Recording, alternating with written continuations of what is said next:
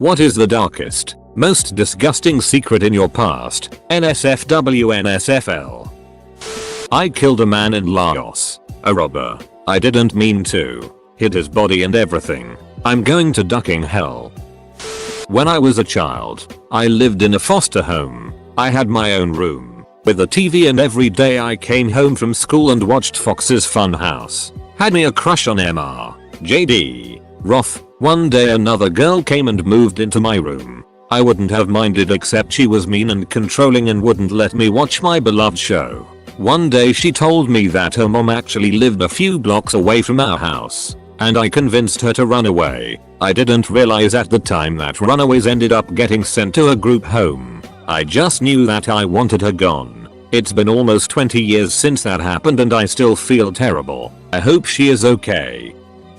4 years ago I found my girlfriend on the floor of her bathroom after having shot herself. We were pretty much inseparable for quite a few years, so people tend to bring up whatever happened to her a lot. Because of that, I actually have a somewhat elaborate lie that I tell people so I don't have to tell them the truth.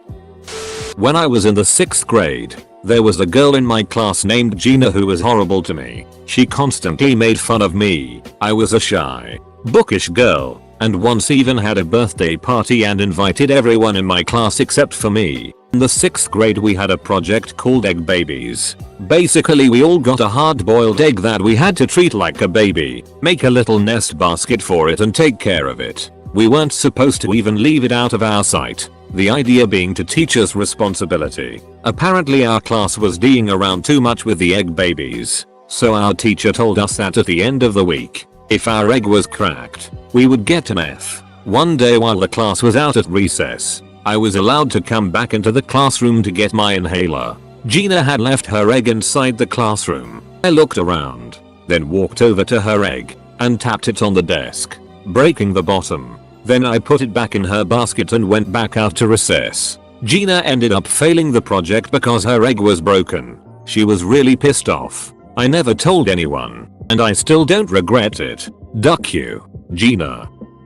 In 3rd grade, I cheated on my history exam. In 4th grade, I stole my Uncle Max's toupee and I glued it on my face when I was Moses in my Hebrew school play. In 5th grade, I knocked my sister Edie down the stairs and I blamed it on the doggers when my mom sent me to the summer camp for fat kids and then they served lunch. I went nuts and I pigged out and they kicked me out. But the worst thing I ever done is I mixed a pot of fake puke at home and then I went to this movie theater, hid the puke in my jacket, climbed up to the balcony and then I made a noise like this. And then I dumped it over the side, all over the people in the audience. And then, this was horrible. All the people started getting sick and throwing up all over each other. I never felt so bad in my entire life. When I was a kid I went to jump off a diving board and I slipped on one side, pretty much landing on my V in a sideward split. There was a ton of blood and I only had a small tiny cut down there. I'm pretty positive my hymen broke because of it, but I never talked to my mom about it after it happened. Sorry to be insensitive, but losing your virginity to the diving board is pretty ducking rad. Well, when you put it that way it makes me sound like the town whore. It shoved a diving board up there. Went to my friend's at age 8 or so. He said, dude, you gotta try this dog milk, it is delicious. He then proceeds to suck his dog off until it comes in his mouth. Lost a good friend that day. Here is one that comes to mind. When I was around 6 or 7, me and my friend would always walk across this old ratty driving range as a shortcut to get home from school. There was almost always a few jackrabbits running around, and we would attempt to hit them with golf balls, always unsuccessfully. Finally one day I let one loose and with a very audible crack I hit it directly in the head. It instantly fell over on its side and started to use its legs to push itself in large circles. Imagine Homer laying on his side and using his legs to run in circles. I was immediately filled with dread and we ran over to see the thing. A numb desperation in its eyes. Large amounts of blood pouring from its ear as it was running circle after circle until it finally exhausted itself. It then laid there, staring up in the sky with its dumb, red eyes, dying. I looked over at my friend, teary-eyed, and said we should put it out of its misery. He nodded, In our grief and young stupidity we could not think of any way to accomplish this but by the way I had inflicted the initial wound. So we stood there, sobbing as hard as people can sob, as we ineffectually slammed down golf balls at this poor creature. I finally wised up after a few minutes and grabbed a rock, but to this very day I still think about that ducking jackrabbit. I had a little 2cm sticker photo I got printed out at the seaside. It was a picture of me smiling. I used to get completely naked and stick it on the head of my flaccid. I would then move my foreskin up and consume the picture. Once everything was set I'd run out my room and find the first family member I could. They'd look at me and I'd shout where is he, then they would respond in some fashion and I would reply here he is whilst furiously retracting my foreskin to expose the sticker. Dark times. When I was about 7 or 8, my grandmother, through my mother, who I'd never met, came to visit. My mother had recently divorced and times were rough, so her estranged mother visiting was her only bright point in recent months. Being the misfit I was, when the adults were outside I rummaged through my grandmother's things. I found a weird device that, when squeezed, shot out a puff of wet air. I now know it was a rescue inhaler. I played with it until it went empty and so it was boring. Later that day, the family was outside and my grandmother, who I assume had COPD or something, had a terrible coughing fit and collapsed to her knees. She grabbed her rescue inhaler, squeezed, and obviously nothing came out. The next thing I know, her face turned blue and her blood vessels were clearly visible from the lack of air and the coughing. Apparently the stress from the coughing fit caused a blood vessel to rupture in her head. The EMTs said she was dead before she hit the ground. I have always wondered if I should tell my mother that I may have killed her mother on accident, but I'm terrified of what she might think of me. This was about 19 years ago. TLDR, I very likely killed my own grandmother. Edit Dear Reddit, your comments have made me realize that this incident was not really my fault. This one event has been a source of immense guilt for most of my life. Thanks to some helpful and professional insight I could not have gotten by talking to those close to me. It is like an immense burden has been lifted from me. Love you, Reddit. One time in college I was drinking with friends who proceeded to shame me after I passed out in their company. Besides the usual stuff, like drawing on my face in permanent marker and pouring beer on me, they filled my ears with ketchup and mustard and I think one of them peed on me. In any case, after talking to them the next day, I figured out it was mainly the work of two guys who were roommates. I laughed it off and pretended it didn't bother me, even though it took weeks to get all the it out of my ears. So the day everyone left for our 3-week winter break, I urinated in a thin metal tray and put it in the freezer. After it froze, I emptied it to get a solid sheet of frozen piss, and I slid it under their dorm room door. Fast forward 3 weeks, and their entire dorm room smelled like piss, and I heard their carpet was technically alive. To make it even better, maintenance didn't get around to replacing the carpet for about a week after classes started up again, and the guys were charged damages. No one figured out how it was done, since the only people that had access to the dorm rooms were the RAs. My freshman year of high school, I went on a trip to Disney World with the marching band. We were on our way to ride Splash Mountain when I realized that I really needed to take a shit. I was too shy to ask my entire group of friends to take a bathroom break so I could poop. So I just squeezed my cheeks and hoped that I could hold it all in until someone else needed to go to the bathroom. We were about halfway there when I decided that it would be safe to squeeze out a little fart to take some of the pressure off my bowels. Worst decision ever. What either would be a tiny discreet fart turned into a full-sized turd erupting into my undies. Luckily, the turd was pretty firm and dry, so it just kinda sat there, cradled in the crotch of my underwear for a few seconds. Then, with a swift adjustment of my underwear, the log just rolled out of my skirt and plopped to the ground. I looked back about 5 seconds later and the it was gone. Some park sanitation ninja must have scooped it up about as soon as it hit the ground. As far as I know, none of my friends noticed, but I always wonder if at least one of them will forever remember me as that girl who is in the middle of Disney World. So, yep, I took a it in Disney World in high school because I was too afraid to ask my friends to stop for a bathroom break.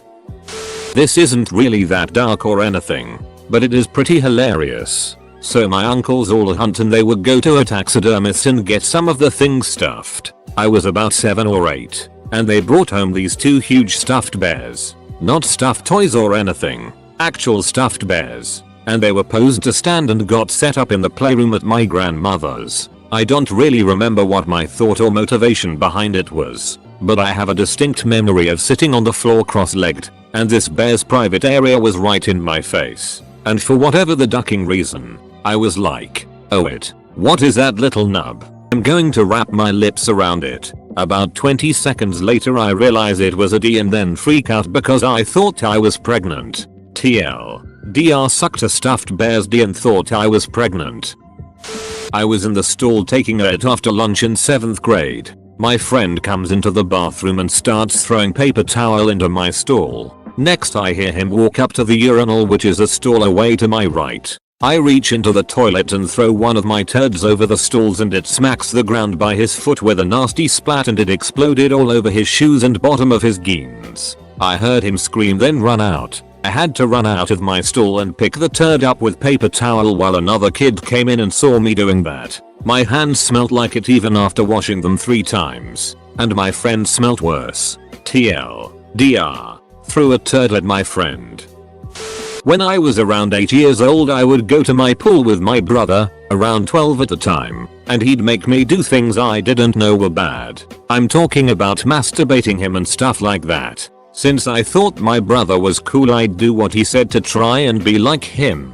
Once we started growing up he stopped doing it and we never spoke about it and still haven't talked about it. I'm 21 now. Then, when I was 14 or 15 I had no friends. Had never kissed a girl and had a lot of doubt about sex and females. I did almost the same thing my brother did to me to my little sister who was like 8 or 9 at the time. When I started to understand what the duck I was doing I freaked out and got depressed for a few years. I have never ever talked with my sister about this either. She's 15 now. Now every ducking time I remember this I want to just shoot myself because I feel so bad for what I did. All this crap also made me disgusted of girls. In fact I didn't had a girlfriend until last year and didn't have a sex until a month ago. I'd like to talk to them sometime but I don't know if anything good would come out of it. So I haven't. I'm the only person who knows this and I think it's gonna stay like that until I die. Thanks for reading. It's probably the first and only time I will ever tell anyone. PS. Sorry if there are any mistakes. English isn't my native language. I've never told anyone this. Although if I did it wouldn't be much of a secret. This is also a throwaway and I'm probably not going to look at the comments. But just writing it even to an anonymous group of people seems relieving. Well, about 2 years ago an old friend of mine and I've known this person since just about birth, got very drunk at a friend's party. We hadn't seen each other in ages because we both moved away from home many years ago. I had just come out of a long relationship, and she was just about to get married. Long story short, we got really drunk and ended up sleeping together. We both felt bad about it, partially because we were sort of like siblings growing up together, and also because she was in a long-term committed relationship about 1 month from getting married. The month goes by and we talk occasionally but we go our separate ways. She gets married. I go about my life. One afternoon though only a month after that I'm out with some friends and a buddy from back home calls me up and tells me she committed suicide. There was no warning of anything. Everyone was completely caught by surprise. I'm obviously distraught by this since we were so close. When I drove back to my house I checked my computer and saw a message from her. She told me how she felt trapped in her relationship and that she wasn't being honest to her husband. She said she wished we talked more, that things went differently in our lives, and that our experience had more meaning than just being some drunken mistake. She told me she cared about me deeply. It was the last thing she wrote to anyone. That hurts deep and has been like an anchor dragging on the ocean floor for the past 26 months of my life. Thank you for reading this. I have never told this to anyone. Growing up in a rough neighborhood and having to act tough to survive made me a sort of rebel. I remember walking across a street one time chewing gum when I noticed a peculiar sign that warned against littering. Thinking of myself as a badass, I spit my gum out on the street in an act of defiance against the man. When I reached the other side I heard somebody curse out, instantly knowing that they had stepped on my gum. I turned around and watched them struggle to pick the spent gum off their shoe. Enjoying the moment. Out of nowhere, a horn blew and I saw the speeding bus for only a moment before the pedestrian was obliterated. I left the scene. Throwaway. So I was about 8 and I just figured out that grinding my D on things felt good. But I was searching for something better. I came up with this brilliant idea. I went outside and found the family dog. Took him to my room. He was a one big Great Dane. He really liked ketchup. So I took a bunch and put it on my D. A few weeks later we had a daily licking session. My mama walked in on me one time. I've suddenly felt the most surreal adrenaline rush run through me with shame and embarrassment. I thought I would have received the beating of a lifetime. Instead my mom laughed uncontrollably for a few minutes as I was crying out of shame. She didn't do anything to me, but she did say, when you grow up, you better have enough money to pay my rent. When I was younger, it would have been year 5 or 6 of primary school. I had this weird sorta had this gay thing with another boy. I think it was attention seeking at first. We'd kiss to gross the other kids out. Just on the cheeks. But occasionally on the lips. This all culminated in something rather strange. He was round my house. And we were kissing a bit, I remember. Yep. I must be B. And I had this sleeping bag. What we did was go into my bathroom. And get into the sleeping bag together. At some point we decided that we were going to touch wheels. I remember saying I was going to get completely naked for this act. He was a bit more shy and only lowered his trousers. So we lay in the sleeping bag pressing our boners together. We did this for a minute or so when my mum knocked on the bathroom door saying she needed the toilet. The amount of time it took for me to get my clothes back on, I imagine I was obvious something strange was up. I can only imagine my mum's face now as we both walked out awkwardly carrying a sleeping bag. I feel kinda weird about it as the boy took a turn for the worse recently. He's got some mental problem. He seems disturbed, and to this date I've never done anything with another boy. No one ever mentions my gay period in primary school. Maybe no one remembers. Or I have friends good enough to not give me id for it. First time I've ever said all this. Growing up, there was a kid a grade below me. He was kind of annoying. Always cracking bad jokes. Pretending to be a lot cooler than he actually was. The kind of kid calculated to drive a 12-year-old with anger issues into a frenzy. I kind of made tormenting him my personal project. We lived in a itty neighborhood.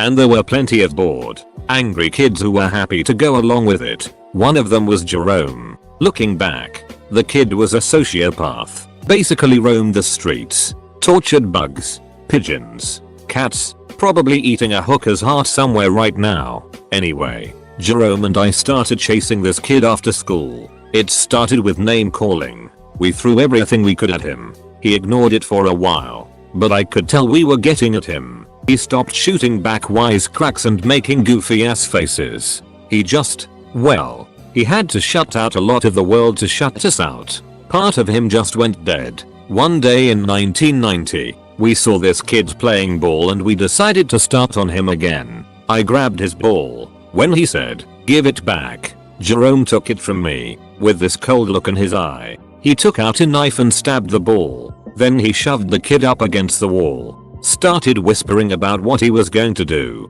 Me and the other kids were freaked out, muttering for Jerome to cut it out, but it was scary as hell. Jerome actually has his knife on the kid's throat, and then something just happened. The kid jerks and knocks the knife away, and he flattens Jerome with one punch. Months of anger start pouring out of him and he pummels and pummels Jerome, and we just watch. Jerome went unconscious early on, just this ragged animal gasping as his face got turned to hamburger. Finally, we pulled off him.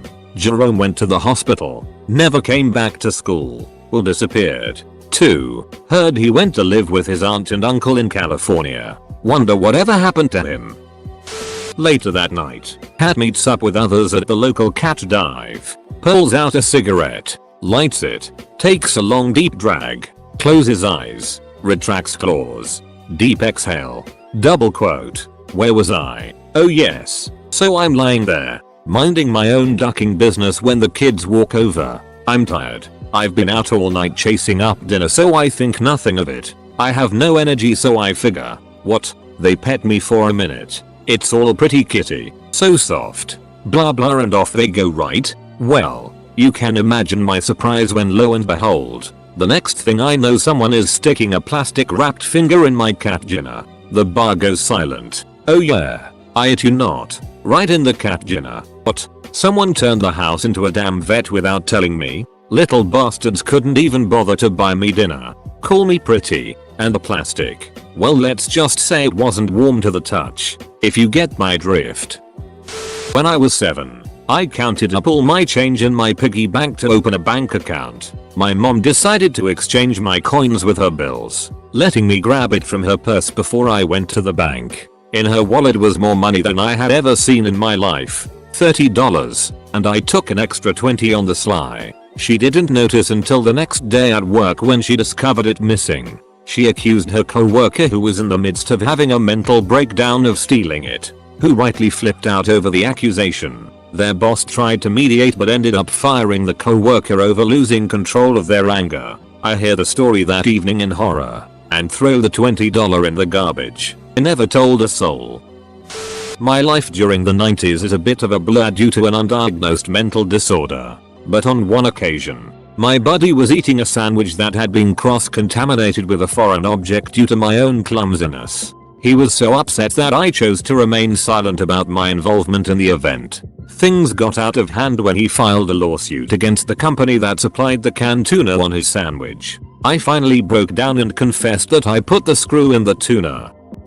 Throwaway. This past New Year's I went out with my cousin to go see Laid Back Luke at Pasha in Nick. We ended up getting really trashed because we had free drinks for a few hours there. We both took some Molly after a few hours and we both started rolling and were feeling amazing. Next thing I know, my cousin starts grinding on me, and I grabbed her and started dancing with her. She reached up and grabbed the back of my neck while turning her head and kissed me while we were dancing. Not having a care in the world, I tried reaching up under her dress without any hesitations. Not only did she not jump, she moved down onto my fingers. We continued this until the end of the night while also doing another Molly each. After we left, we took a cab to the hotel that we were staying at. We ended up having sex that night. Waking up in the afternoon the next day was really awkward as we no longer had the drugs and alcohol in our system. We talked about what happened, agreed that it ended up being a really fun night, but that it could never happen again and that from then on we would never talk about it.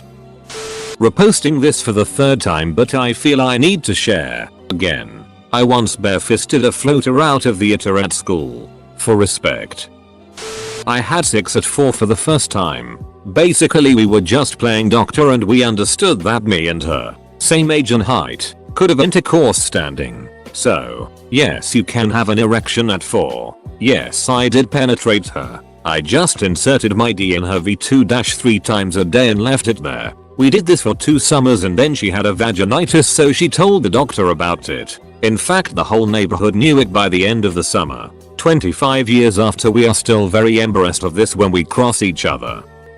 When I was 12 I went to my grandpa's house, and since he was a hunter at the time he had this huge ass stuffed bear, but it was empty with a hole in its back. I thought it would be funny to climb inside and be a bear. So I got inside, and as soon as I got inside, my grandpa and some of his friends that had come over that day entered the room where the bear and I was. I waited for what felt like an hour as they discussed guns and bears in it. I got bored and, being a 12-year-old who had just discovered the wonders of fapping, had the idea to rub one out inside the duck-eyeing bear. Once I had finished the dark deed inside the bear, I accidentally bumped into the wall the bear was near. Grandpa heard it and pulled me out with my pants around my legs and a boner in full view of his friends. We never spoke of it ever again. TLDR, I came inside a bear and my grandpa found me.